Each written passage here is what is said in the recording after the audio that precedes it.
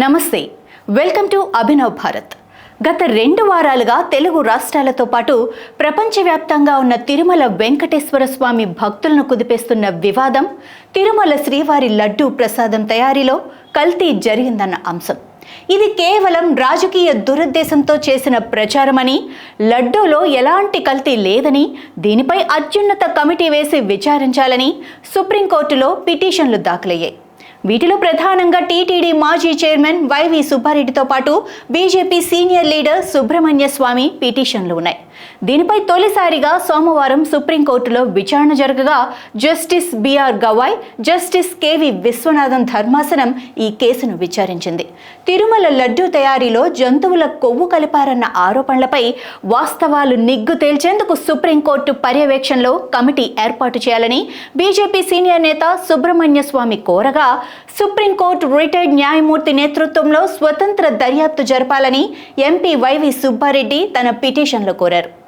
NDDB lab నివేదికపై forensic audit జరపాలని పిటిషనర్లు కోర్టుకు విన్నవించారు. ఈ కేసులో స్వయంగా వాదనలు వినిపించిన సుబ్రహ్మణ్య స్వామి పలు అంశాలను ధర్మాసనం ముందుంచారు. తిరస్కరించిన నెయ్యి ప్రసాదంలో వాడలేదని స్వయంగా ఈవో చెప్పిన విషయాలను పిటిషనర్లు సుప్రీంకోర్టు దృష్టికి తీసుకెళ్లారు. తిరస్కరించిన నెయ్యిని వాడనప్పుడు లడ్డు అపవిత్రం ఎలా అయ్యిందని ప్రశ్నించారు. ల్యాబ్ రిపోర్టు తయారీ వెనుక రాజకీయ దురుద్దేశాలు ఉన్నాయా అనేది తేల్చాలి అంటూ కోర్టును అభ్యర్థించారు. నిరాధారమైన తప్పుడు ఆరోపణలతో ప్రపంచవ్యాప్తంగా ఉన్న కోట్లాది మంది శ్రీవారి భక్తుల మనోభావాలను గాయపరిచారని పిటిషనర్లు తమ వాదనలో వినిపించారు. అందుకే సుప్రీంకోర్టు ఈ విషయంలో జోక్యం చేసుకోవాలని కోరారు.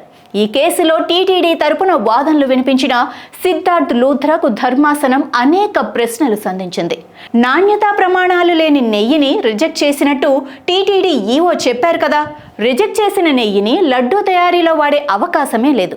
అలాంటప్పుడు లడ్డూ కల్తీ జరిగింది అనటానికి మీ దగ్గర సాక్ష్యం ఉందా అని సూటిగా ధర్మాసనం ప్రశ్నించింది. సెప్టెంబర్ 18వ తేదీన ముఖ్యమంత్రి మీడియా ముందు చేసిన ప్రకటనకు ఆధారాలున్నాయా అంటూ సుప్రీం ధర్మాసనం ప్రశ్నించింది.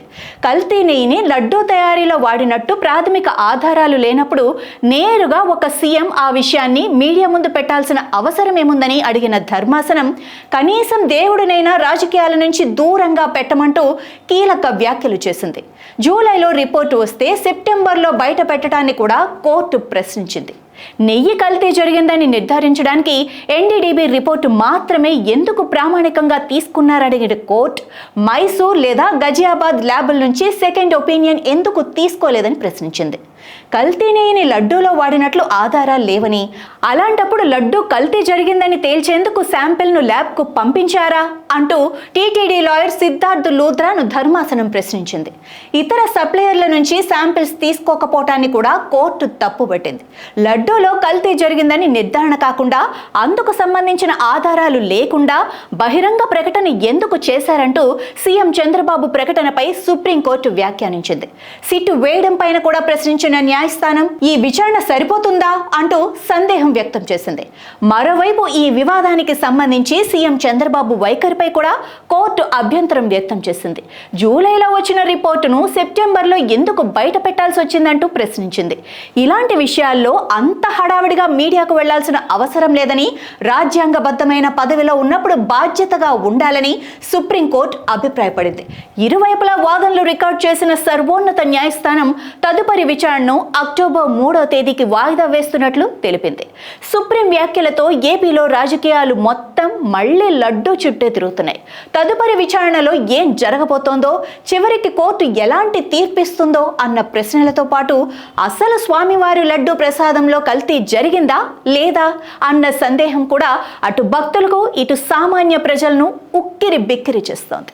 నాయకులారా, మీ పనితనం మీ అధినాయకులకు తెలియజేయాలనుకుంటున్నారు. ప్రజలారా, మీ సమస్యలను మీ నాయకులకు తెలియజేయాలనుకుంటున్నారు. ప్రజా సమస్యల పరిష్కార వేదిక మీ అభినవ్ భారత్.